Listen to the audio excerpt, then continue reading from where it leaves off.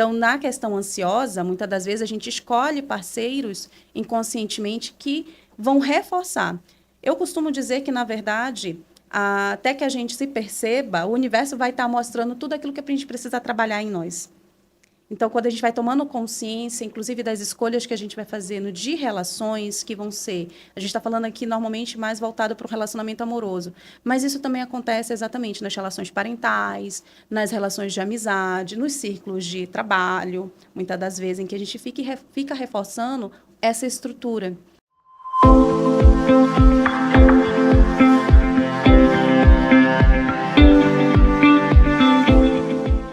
Olá, mais um episódio do Ativamente. Aqui a gente fala sobre a conexão entre cérebro, mente, corpo e como isso explica os nossos comportamentos.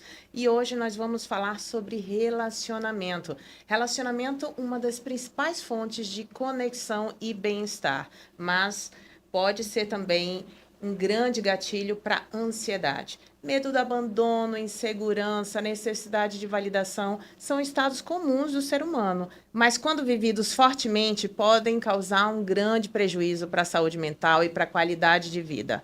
Hoje, a neurociência já sabe que a gente desenvolve um certo padrão de apego na infância, dependendo da forma como a gente é criado pelos nossos genitores, nossos cuidadores, e esse padrão de apego vai influenciar a forma como o cérebro lida com a segurança, com a intimidade. Agora, como é que o cérebro funciona em momentos de insegurança, de ansiedade e no apego ansioso?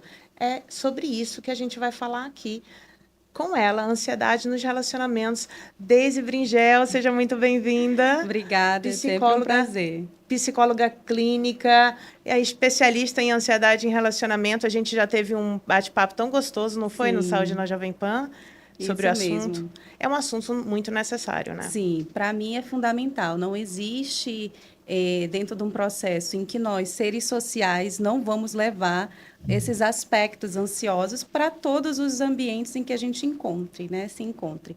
Principalmente num que é tão significativo na natureza humana, que são as relações.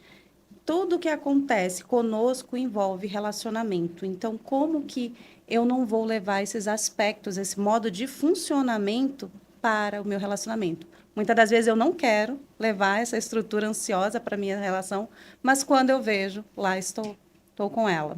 Exato, exato. Não, é um assunto que realmente alguém já viveu em algum momento da vida ou vive e sofre com isso, né? Agora, como saber, Deise, o que é a ansiedade normal, natural e o que já é uma ansiedade disfuncional? Certo. A ansiedade é uma emoção como qualquer outra.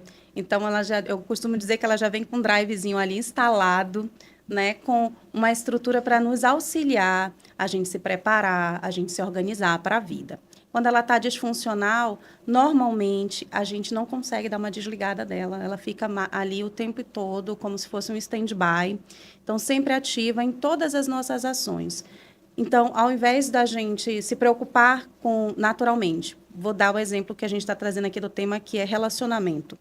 Então, normalmente, se eu estou numa relação, é claro que eu me preocupo com o meu cônjuge, é claro que eu me preocupo se essa pessoa está bem, se está segura, se relacionou bem no ambiente de trabalho, se está comendo, se está fazendo as coisas de um jeito naturalmente que a pessoa está levando a vida. Porém, na ansiedade, dependendo dessa estrutura de como você está nessa relação, provavelmente você passa muito tempo da sua própria vida pensando nesse relacionamento.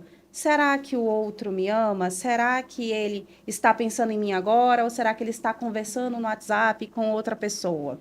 Então, todos esses pensamentos que normalmente são catastróficos, ele vai deixar a pessoa sempre num estado de alerta, porque a ansiedade nos deixa no estado de alerta, né? Onde eu, ao invés de estar conseguindo ficar concentrada nas minhas próprias atividades, no meu trabalho, no meu estudo, cuidando da família, eu não consigo. Eu fico pensando muito no relacionamento, quase que toda a energia durante o meu dia é focado em como essa pessoa está, em como está o meu relacionamento, com medo desse relacionamento não dar certo, com medo de o outro me abandonar. Será que o tempo todo ele está pensando em não estar mais nessa relação, ou se ele está buscando sair de alguma forma? Então, qualquer sinal, uma mensagem que chega no telefone e eu não sei de quem é, se eu não sei de quem é, eu não sei se isso é perigoso. Preciso saber de quem é para me sentir segura. Se for da mãe, do pai, de algum amigo que eu conheço, que eu sei o conteúdo dessa mensagem, eu já alivio aquele estado de tensão. Então, a pessoa passa a viver em função do relacionamento. A ansiedade no relacionamento traz muito essa estrutura. Tudo que for relacionado ao relacionamento é o que vai ou me deixar engatilhado ou que vai deixar momentaneamente estável. Daisy, e a gente leva o nosso universo interior para a relação, como você falou, né? E não tem como não fazer isso. Cada um leva o seu universo. Mas existe também uma dinâmica que se torna mais propícia para a insegurança, não é isso? Sim. Que tipo de parceiro ou parceira que acaba sendo mais um fator de risco, assim, uma situação mais risco para que eu sinta ansiedade e insegurança? Sim, normalmente a gente acaba buscando, e aí vem a neurociência explicando por que depois a gente busca isso, mas a gente acaba buscando parceiros indisponíveis para essa relação. Parceiros que não estão dispostos a se dedicar, às vezes, no relacionamento, ou que responsabiliza toda e qualquer atitude sempre para a parceira, ou vice-versa, né? Ou que vai ter comportamentos exatamente que vão ser gatilhos. Por exemplo, imagina que eu mande uma mensagem, eu sou uma pessoa mais ansiosa, mando uma mensagem para o meu parceiro e ele não responde, ele demora para responder. Essa simples atitude já seria um gatilho. Mas pode ter parceiros que demoram propositalmente para não responder. Poderia responder, sabe que a parceira tem ali uma dificuldade, e aí não seria 10 minutos, às vezes passou 1 hora, 2, não respondeu a outra pessoa, enquanto isso vai ficar com os pensamentos muito ativos, pensando o porquê que essa pessoa não está me respondendo. Algo deve ter acontecido, né? A mesma coisa poderia ser, além das mensagens, saídas. Não que a gente não deva ter, pelo contrário, a gente deve ter a nossa individualidade respeitada. Porém, às vezes a gente faz de forma com que cause ou deixe um terreno fértil para esse lugar da insegurança. Se eu minto quando eu estou saindo e a parceira descobre essa mentira, então vai validar mais ainda as inseguranças dela. Tá vendo? Eu tinha motivos para estar insegura, porque olha, ele fez. Então, se ele fez alguma coisa, tem caroço nesse angu aí. Exatamente. E uma coisa que eu percebo muito na clínica é que o casal não percebe como eles acabam se reforçando no negativo. Então, a insegurança de um acaba sendo uma validação do outro. Você vê isso muito na Sim. clínica? Nossa, mas ela está insegura porque então ela me ama. E aí eu reforço a insegurança dela ou dele para que eu me sinta importante e necessário para esse parceiro. Exatamente. Acaba que inconscientemente a gente está cada um cuidando das suas próprias patologias de alguma forma e a gente Exato. escolhe os nossos parceiros nessa estrutura. Se Exato. eu tenho questões de segurança, inicialmente, antes de ter esse lugar do autoconhecimento, inclusive de trabalhar em si mesmo para não buscar esse padrão, a gente vai buscar um padrão que mostra, tá vendo que eu tenho motivos para ser insegura? Né? Assim como a pessoa que necessita dessa validação constante tem necessidades emocionais de parceiro, que precisa ter parceiros que fiquem ali o tempo todo validando o quanto eu sou importante, o quanto que eu sou maravilhoso, o quanto que eu sou único. Então, a gente retroalimenta esse sistema, mesmo sem querer, mesmo sofrendo, mesmo adoecendo.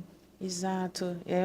E isso é um pano cheio para relacionamento abusivo. Sim. É um prato cheio, né, para relacionamento abusivo. Exatamente, né? Tanto que, às vezes, quando a gente fala, inclusive, de um casamento perfeito dentro das patologias, a gente sempre vai falar também, por exemplo, até de um clássico de transtornos de personalidade que normalmente se relaciona uma pessoa borderline com uma pessoa narcisista, porque retroalimenta as próprias patologias.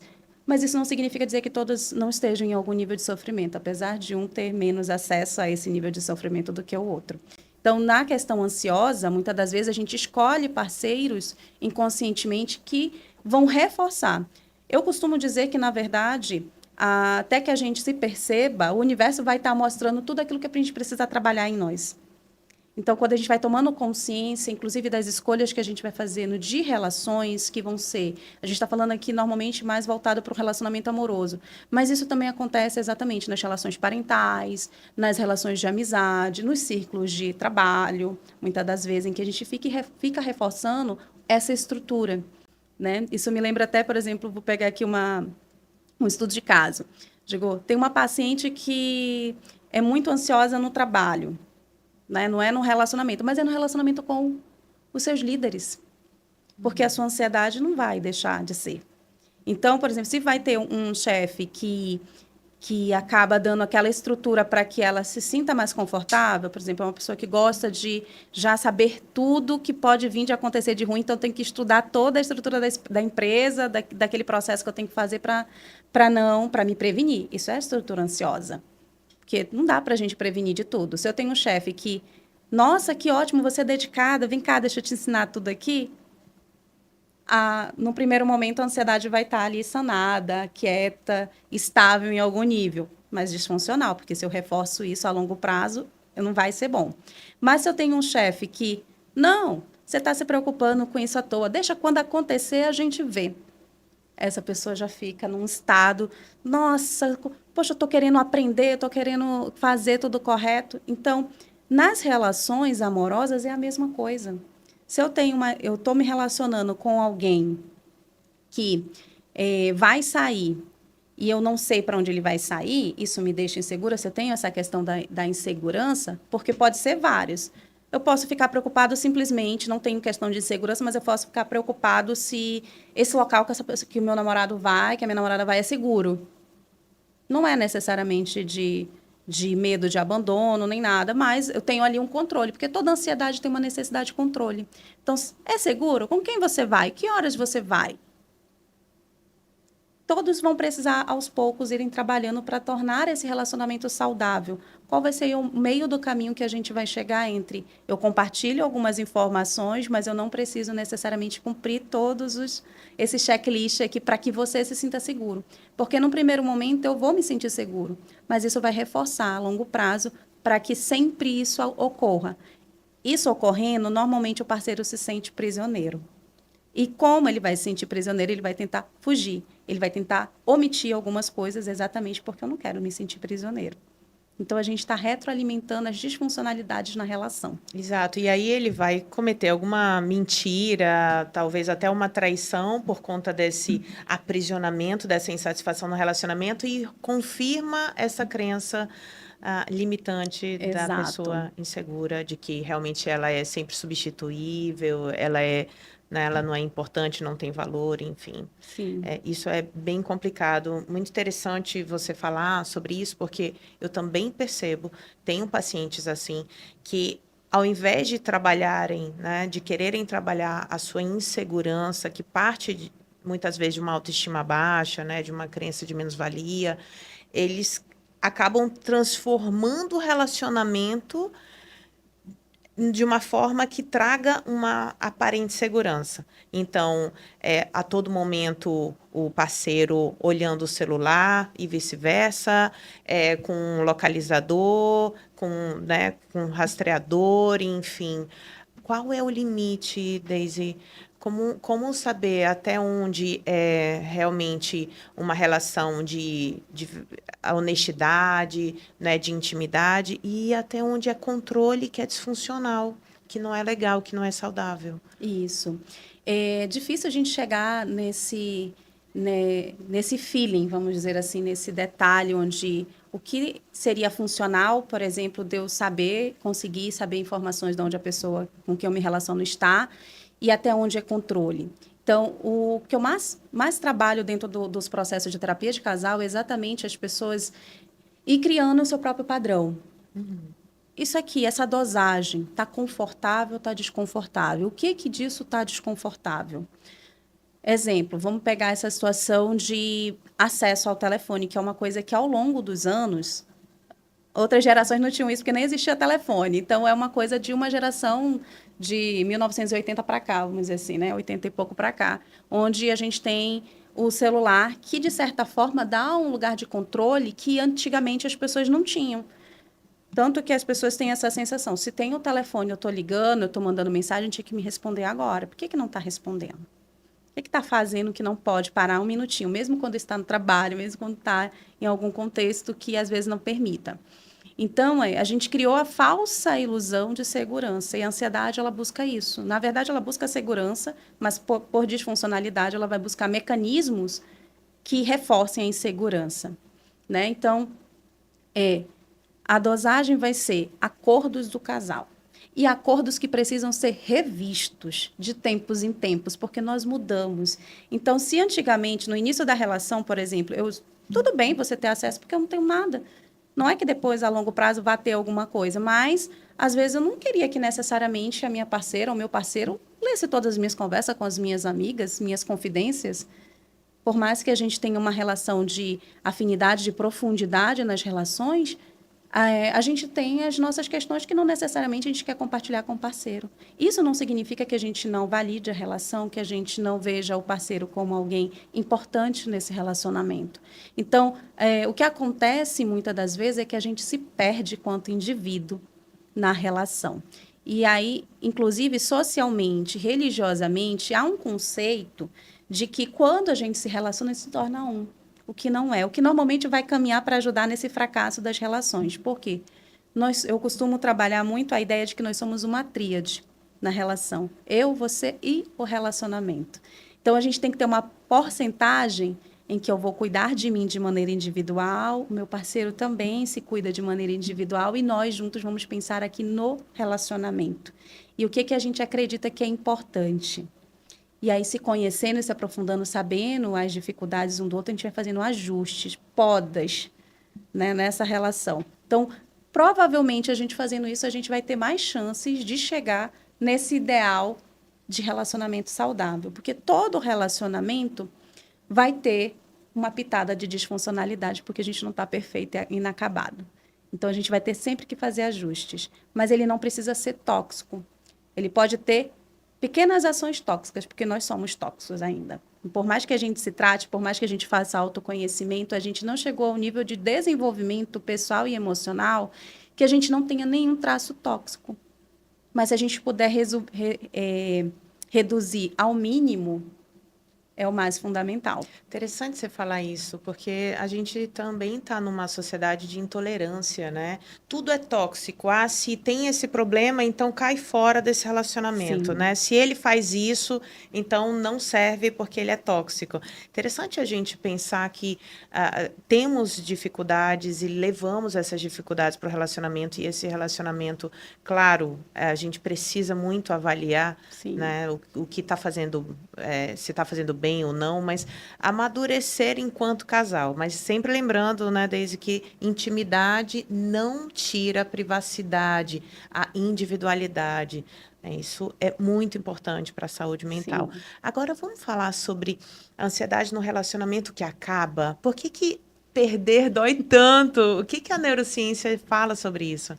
Bom, primeiro a gente vai ter a questão do apego e de um monte de neurotransmissores que estava sendo produzido enquanto a gente estava nesse relacionamento, né? Principalmente a ocitocina está sendo muito produzida quando a gente está num relacionamento já há um tempo, porque no primeiro momento, não, a gente vai ter dopamina, a gente vai ter adrenalina em alta demanda. E quando acaba, dá uma queda, porque aquilo que era fonte desses neurotransmissores não está mais. Além da nossa memória, que vai ficar trabalhando ali incessivamente, né, insistentemente, para mandar informações de tudo aquilo que a gente gostava na relação. Então, vai dar mais ainda a necessidade vai impulsionar em nós aquele lugar que a gente tem, inclusive, de outras questões, que não é de relacionamento, que é como se fosse do vício. A gente vai entrar numa fase de abstinência dessa dosagem dopaminérgica, dessa dosagem de ocitocina, de noradrenalina. Então, quando a gente entra nessa abstinência, como qualquer vício, a gente quer aquilo que estabilize, aquilo que é comum. Então, quando a gente ficou um tempo no relacionamento, por isso que lá no início das relações, e aí tem a neurociência falando sobre o cérebro apaixonado, que eu acho maravilhoso, tudo é muito automático, mas as relações têm suas dificuldades, porque depois essa produção de neurotransmissores não vai ser mais tão automática. Você vai ter que criar estruturas na relação para desenvolver. Assim como a gente já sabe, por exemplo, de uma vitamina que, na verdade, é um hormônio, que é a vitamina D, que você eventualmente tem que estar pegando um solzinho para manter a dosagem correta. E se você não faz isso, você tem que suplementar. No relacionamento, a mesma coisa. Tem várias ações que a gente vai tendo que faz a produção de GABA, faz a produção de ocitocina, faz a produção de dopamina.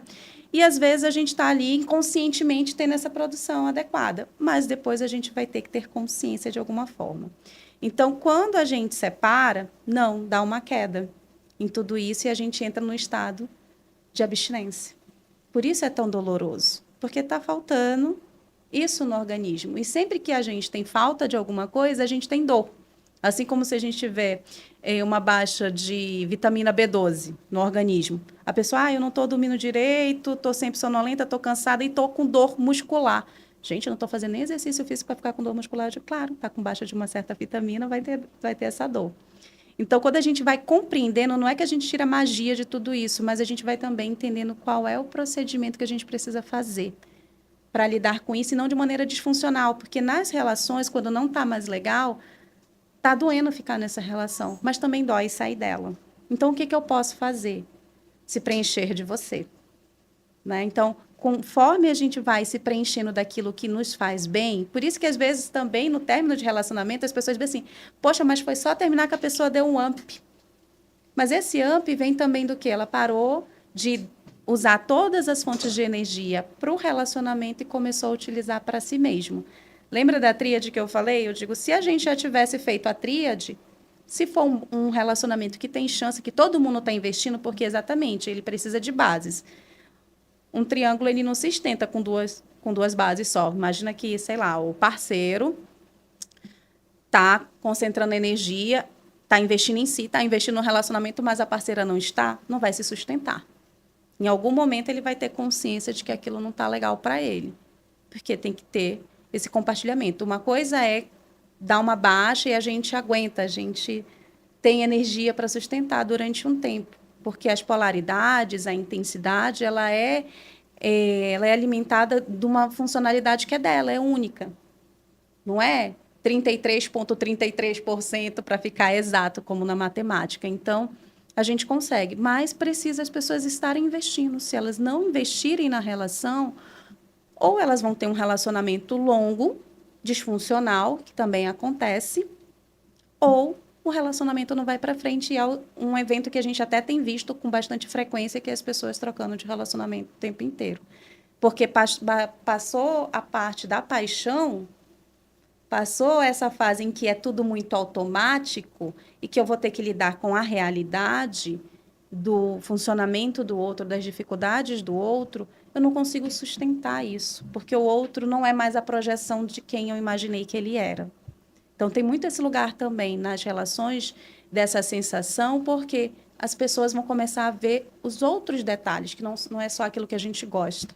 Mas se a gente fosse olhar para o primeiro relacionamento que, em tese, a gente tem, que aí eu vou dizer que, de certa forma, por mais que a gente tenha um estudo falando que é as relações parentais, é também a gente. A gente não gosta de um monte de coisa na gente e a gente ainda tem que se aguentar nas relações do mesmo jeito. Se a gente parar... E é uma coisa que eu gosto de trabalhar muito nos relacionamentos, nos atendimentos de casal que eu tenho, exatamente o lugar que...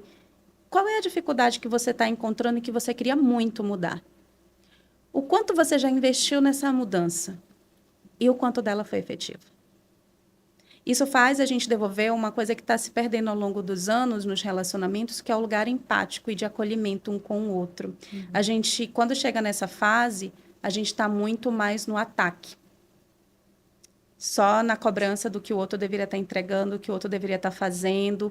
E a gente olha para a gente, vê o que a gente está fazendo, mas a gente sempre vai ter um olhar mais egóico, pensando que, nossa, estou entregando muito e o outro não está entregando nada, porque a gente não está na pelezinha do outro para saber o quão difícil é isso. Se a gente parte do princípio que a gente meio que é quase como yin e yang, que a gente está se completando, então tudo que para mim é muito fácil, para o outro é muito difícil. E se a gente tivesse essa percepção, talvez a gente conseguisse melhorar as nossas relações, não só amorosas, mas todos os relacionamentos que a gente tem.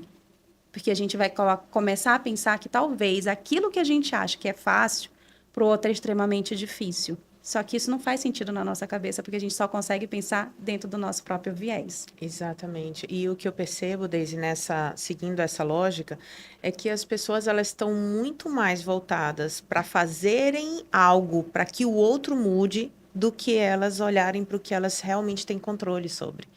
Né? Então, e isso é um grande problema, porque, meu Deus, eu tenho que fazer de tudo para que ele goste de mim, eu tenho que fazer de tudo para que ele me trate bem, mas eu estou me submetendo a uma série de coisas, ou eu não estou melhorando porque eu acho que eu já estou, né, perfeita, então ele que tem que me tratar bem. E aí acaba numa lógica ali que você não consegue resolver de fato e você não sai da relação, porque se ele não melhorou ou ela não melhorou, a culpa é tua. E Exato. aí você precisa ficar nesse relacionamento. Se você sair, é um fracasso, é uma derrota, como se fosse sobre isso, não é? Mas muitas pessoas têm essa visão sobre términos de relacionamento como se o período que a gente ficou junto, como a gente não vai ficar felizes para sempre, foi fracasso. Então, por isso que esse processo de mergulho em nós mesmos e nas relações vai quebrar algumas coisas que a gente trazia como muito certeiras na vida, né? Eu atendo muitas mulheres que trazem essa dor do término de relacionamento como um fracasso pessoal, sendo que não dependia só delas. Mas sim, ela também teve uma responsabilidade ali, porque quando a Isso. gente começa a entender os mecanismos da relação e como a gente estava alimentando a disfuncionalidade dessa relação, a gente vai tomar a nossa parcela de responsabilidade. Poxa, eu também estava sendo gatilho para o outro. Se todo mundo entender os seus próprios gatilhos, a gente para de engatilhar um no outro, porque a gente vai estar um pouco mais consciente, né? Por exemplo, uma das primeiras coisas que eu gosto muito de trabalhar como técnica é a gente realmente pausar quando a gente estiver com uma emoção muito latente. Não faça nada. Não dá para você resolver agora, e a gente tem essa urgência, principalmente a pessoa ansiosa quer resolver hoje, não, tu tem que conversar hoje, tem que resolver hoje, não dá para ser amanhã, as pessoas precisam saber, eu preciso saber como eu vou dar para minha vida e tal. Não, vai dormir. Amanhã você anota, você registra, o que que você pensou, como é que você gostaria que fosse. Por exemplo, uma das dificuldades, e pessoas ansiosas sofrem muito com isso no relacionamento, e é uma coisa, inclusive, que tem, sim, às vezes, um comportamento tóxico, que é o tratamento de silêncio nas relações. Nossa, isso Exatamente. acontece bastante. Por quê? Primeiro, se a gente fosse olhar socialmente, principalmente em relacionamentos heterossexuais, em que o homem ele tem uma cultura mais silenciosa, de não falar nas emoções. Quem fala mais sobre emoções são as mulheres. Logo, a gente quer no relacionamento um homem que fale sobre as próprias emoções. E isso é extremamente confortável. A gente naturalizou isso, mas é desconfortável também, mas está naturalizado. Então, a gente consegue acessar esse conteúdo melhor. Pelo menos para falar, não para resolver, nem sempre. Então, às vezes a gente quer que o parceiro fale. Não, mas me diz o que está acontecendo. E a pessoa já falou. E aí o homem tem aquele lugar de dizer, ai, detesto, é uma DR atrás da outra, não para de ficar discutindo o relacionamento. Eu queria só assistir meu futebol em paz. Mas a outra pessoa está ansiosa, não vai conseguir pensar em outra coisa, não vai conseguir focar em fazer outra atividade, vai ficar remoendo aquilo até o momento que ela explode. Aí até o momento que ele também vai explodir de alguma maneira. Então a gente precisa olhar essa dinâmica para ir tratando. Então, por exemplo, um dos acordos de relacionamento que eu gosto muito de trabalhar é, tá, se a gente identifica esse padrão na relação, porque não significa que todos os relacionamentos tenham isso, mas se a gente identifica esse específico, eu digo, vamos chegar num denominador comum? Não vai ser nem hoje, que é o que ela está querendo, que é agora, e nem vai ser daqui a uma semana, que é o que seria confortável para você. Vamos chegar no meio do caminho, sei lá, hoje é segunda, vamos na quarta-feira. Porque aí o outro vai ter tempo e vai ter que trabalhar as próprias estratégias de como se gerenciar, como se regular pelos próximos dias. E o outro também não vai deixar cair lá no esquecimento, que seria uma tortura. Porque a mulher provavelmente ia ficar perturbando ele pelos próximos dias até que ocorresse e não ia sair nada de legal, porque todos os dois estariam se sentindo invalidados, não acolhidos, se sentindo menosprezados. Poxa, ela não me dá o espaço que eu preciso. E ela, ao passo, ia ficar pensando, isso não é importante para ele. só é importante para mim. Eu estou aqui buscando isso, eu estou querendo cuidar do nosso relacionamento e ele não percebe, ele não quer cuidar do nosso relacionamento, então é porque não me ama. Aí a gente já vai para as crenças, né, as crenças centrais. Então, quando a gente percebe, é tudo tão naturalizado, é um mecanismo que está tão internalizado e a gente só fica reproduzindo. Até que a gente perceba que a gente quer sair desse sofrimento fazendo o que realmente vai resolver. Senão, o que a gente vai fazer é encontrar mecanismos de defesa, ou seja, estratégias compensatórias que não resolvem as situações. E aí tem pessoas que vão entrar em relacionamentos extraconjugais para deixar aquele relacionamento primário certinho ali. Aí é que eu extravaso, então eu consigo sustentar esse relacionamento. Por isso que muitas pessoas me perguntam, inclusive sobre esse outro tema que está muito relacionado, são as traições, por que acontecem tanto? Normalmente, exatamente, eu queria muito que desse certo, então eu deixo esse relacionamento central aqui quietinho. Eu dou uma esvaziada, volto para ele, eu dou uma esvaziada, volto para ele. Apesar que isso está drenando a energia do relacionamento também. Então, ou a gente aprende a olhar para as dificuldades que a gente tem e ver o que a gente consegue resolver como um casal, trabalhando ambos e investindo, que é isso que a gente observa dentro do processo da terapia de casal, ou o casal também vai chegar nessa conclusão de que, opa, eu estou investindo, mas o outro não quer investir. Quero continuar investindo nisso sozinha, fazendo das tripas corações para o relacionamento sobreviver aí 15, 20, 30 anos, ou esse é um padrão disfuncional que eu não quero mais. Isso, é muito importante que os dois estejam alinhados nesse desejo e nessa determinação de dar certo, né? Exato. Existem várias estratégias para a gente melhorar a dinâmica e estratégias para a gente fortalecer a nossa segurança emocional.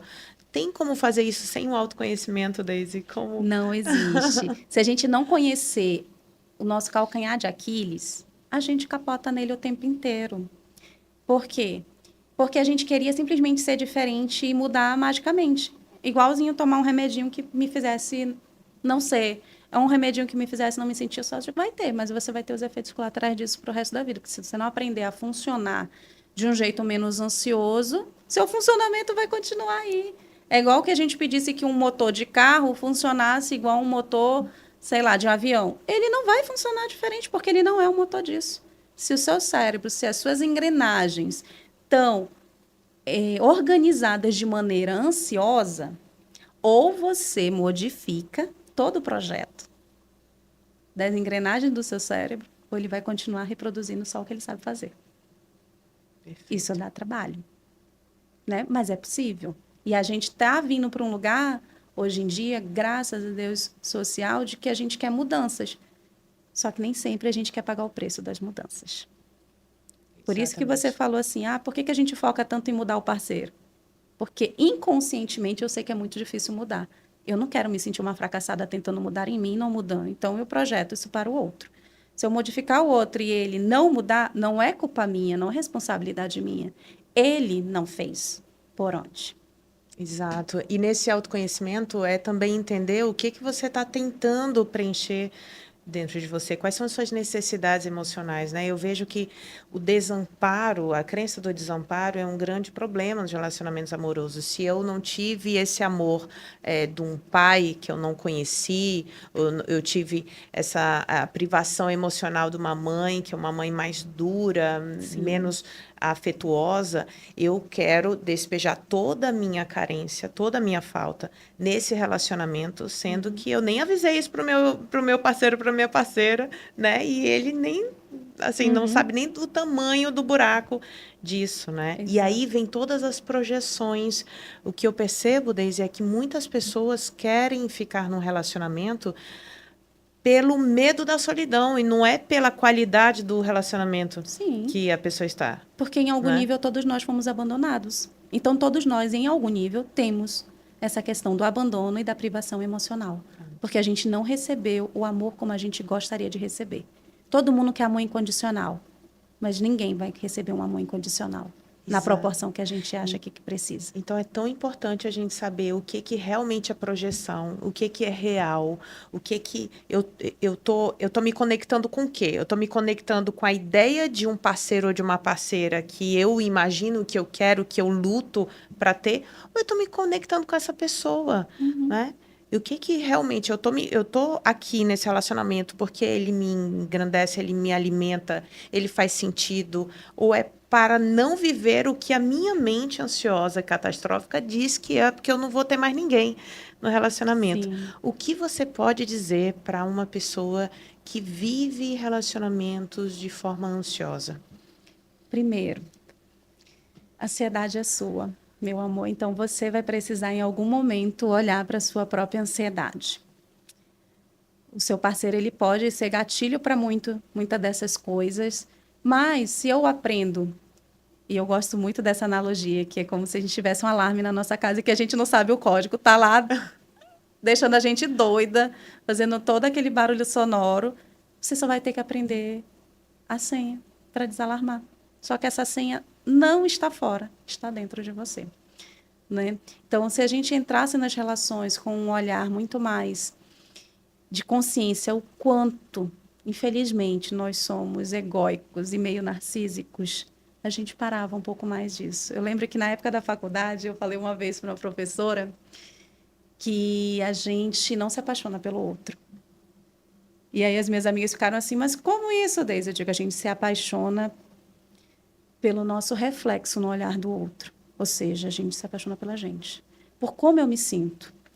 Tanto que quando é no início dos relacionamentos, tá tão legal, tá tão gostoso, porque ao ter contato com o outro, eu me sinto de determinada forma. Eu me sinto mais feliz, eu me sinto mais bonita, eu me sinto mais sexy, eu me sinto mais alguma coisa. Quando eu paro de sentir isso, eu digo, eu acho que esse relacionamento não tá legal. Exatamente. Então, nunca é sobre o outro, sempre é sobre a gente. Mas, estando com o outro, a gente faz troca que nos alimenta. E isso é bacana. Como a gente pode fazer com que eu me sinta bem, aprendendo a estar. Por isso que a gente vai, ao longo do tempo, quando a gente vai fazendo esse processo, a gente vai aprender, sim, a estar um pouco sozinho, mas a gente vai aprender a estar e compartilhar a companhia do outro e a gente retroalimentar positivamente um ao outro. Isso é companheirismo. A gente vai aprender a conviver com o outro. Que bacana, que bacana. Eu realmente acredito que toda experiência humana, ela é pedagógica. É uma grande oportunidade da gente entender, da gente organizar, da gente melhorar, né? E existe uma diferença entre dor e sofrimento. A Deise está falando aqui, é natural sentir dor diante de uma separação, sentir dor diante do medo da traição, do abandono. O nosso sistema nervoso está preparado para proteger a gente. Então é normal. Agora, o sofrimento são essas camadas que a gente acrescenta, né, Deise? O sofrimento vem de como eu escolho, mesmo consciente ou inconsciente, viver a dor. Perfeito, perfeito. Queridíssima, que papo gostoso. Eu ficaria aqui horas. Te agradeço demais, de verdade, de Eu verdade. também adoro essas trocas. Maravilha, muito obrigada, viu? Agora você já sabe, né? É com você. Inspire-se e transforme-se.